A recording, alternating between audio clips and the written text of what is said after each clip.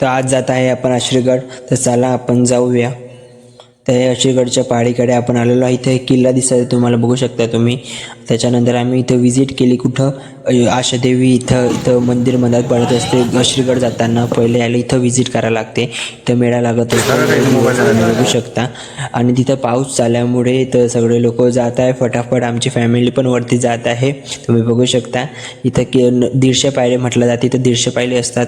त्यानंतर तुम्ही बघू शकता वातावरण खूप छान झालेलं आहे. त्यानंतर आम्ही एंटर केलं मंदिरामध्ये.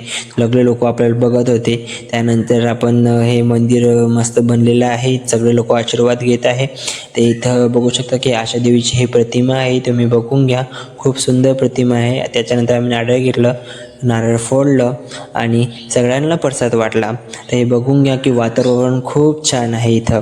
आणि आम्ही आता बाहेर जाणार आहोत, आम्ही आशीर्वाद घेतल्यामुळे.